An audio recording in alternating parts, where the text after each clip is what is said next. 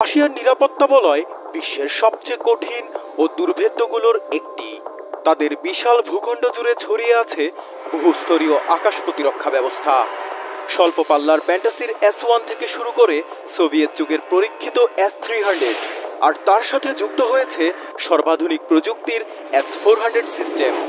শুধু প্রযুক্তিগত প্রতিরক্ষা নয়, গোটা কাঠামোর ছায়ায় কাজ করে SVR, GRU আর কুখ্যাত KGB এর উত্তরসূরি FSB এর মতো একাধিক গোয়েন্দা সংস্থা।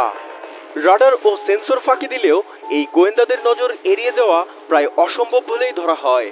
কিন্তু সেই বলয়ের মাঝে দাঁড়িয়ে এবার এক বিরাট প্রশ্ন: ইউক্রেন কিভাবে রাশিয়ার 4টি গুরুত্বপূর্ণ বিমান ঘাঁটিতে একযোগে ড্রোন হামলা চালালো? Ukraine says 4 bases and 41 military aircraft were hit. Ukraine থেকে রাশিয়ার আমুর অঞ্চলের ইউক্রাইনকা বিমান ঘাঁটির দূরত্ব প্রায় 8,000 কিলোমিটার। 4,500 কিলোমিটার দূরে সাইবেরিয়া অঞ্চলের বেলায়া ঘাঁটি।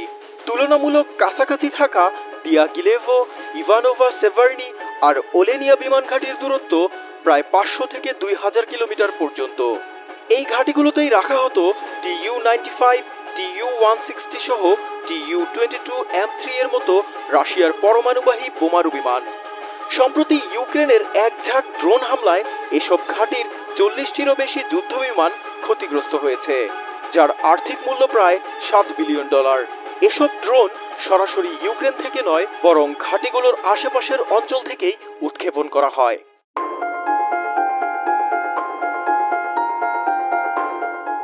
প্রথাগত মিলিটারি ড্রোনের বদলে এই অভিযানে 117টি FPV ড্রোন ব্যবহার করা হয়।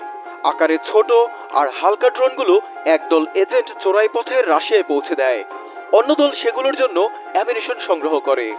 রুশ ভূখণ্ডের অভ্যন্তরেই গোপন স্থানে চলে ড্রোনগুলোর মডিফিকেশন। কন্টেইনার আকৃতির কাঠের বিশেষ কেবিনের ছাদের নিচে সুকৌশলে এদের স্থাপন করা হয়, যাতে খালি চোখে ফাঁকা কেবিন ছাড়া কিছুই আর দেখা না যায়।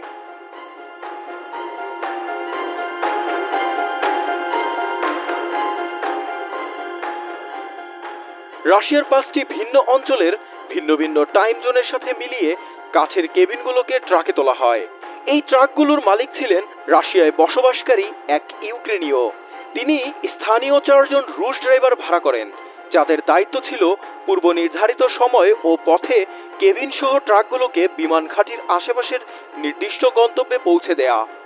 অথচ তারা জানতই না এর ভেতরে আসলে কি আছে।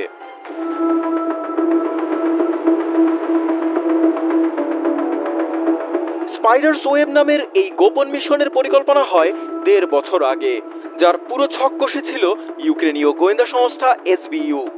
তাদের যেসব এজেন্ট এই অভিযানে অংশ নিয়েছিলেন, হামলা শুরু হওয়ার আগেই তারা নিরাপদে ইউক্রেনে ফিরে আসেন। বাকি সব কাজ সম্পন্ন হয় দূর থেকে রিমোট নিয়ন্ত্রণে। ইউক্রেনের তৈরি ওসা কামিগাজি ড্রোন ব্যবহার করা হয় এই হামলায়। মাত্র $500 মূল্যের ড্রোনগুলো 3.3 কেজি বিস্ফোরক সহ ঘন্টায় 150 কিলোমিটার গতিতে ছুটতে পারে। তবে এগুলোর কার্যক্ষমতা সীমিত। এরা একটানা সর্বোচ্চ 15 মিনিট পর্যন্ত উড়তে পারে এবং এগুলোর রেঞ্জ মাত্র 15 থেকে 20 কিলোমিটার। আর এই সীমাবদ্ধতা কাটিয়ে উঠতে হামলাস্থলের কাছাকাছি জায়গায় বসানো হয় internet hub. Russian internet network ব্যবহার করেই ইউক্রেন থেকে ড্রোনগুলোর উপর নিরবচ্ছিন্ন নিয়ন্ত্রণ বজায় রাখা হয়। নিখুঁতভাবে টার্গেট শনাক্তকরণে AI প্রযুক্তি কাজে লাগানো হয়। শর্ট রেঞ্জ আর ক্ষুদ্রাকৃতির হওয়ায় হামলার মুহূর্তে রাশিয়ার বিমান ঘাঁটিগুলোতে থাকা রাডার ও আকাশ প্রতিরক্ষা ব্যবস্থা এগুলোকে শনাক্ত করতে ব্যর্থ হয়। এ ধরনের FPV ড্রোন সাধারণত মেশিনগানের গুলিতে ভূপাতিত করা হয়, তবে পর্যাপ্ত গোয়েন্দা তথ্য না থাকায় সে ধরনের কোনো আগাম প্রস্তুতিও ছিল না রাশিয়ার। এমনকি তথ্য প্রমাণ আড়াল করতে হামলার পরপরই ড্রোনবাহী ট্রাকগুলোকে রিমোট বাটন চেপে জ্বালিয়ে দেওয়া হয়।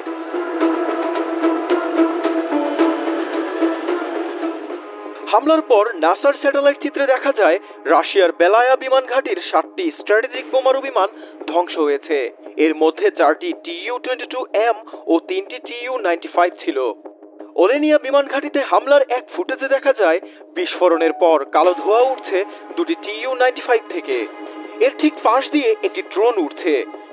ইউক্রেনের দাবি, ওই দিনের ড্রোন হামলায় রাশিয়ার অন্তত 41টি যুদ্ধবিমান ধ্বংস হয়েছে। মার্কিন ও ইউরোপীয় নিরাপত্তা বিশ্লেষকরা বলছেন এই সংখ্যা রাশিয়ার কৌশলগত ক্রুজ ক্ষেপণাস্ত্রবাহী বোমারু বিমানের প্রায় 1/3।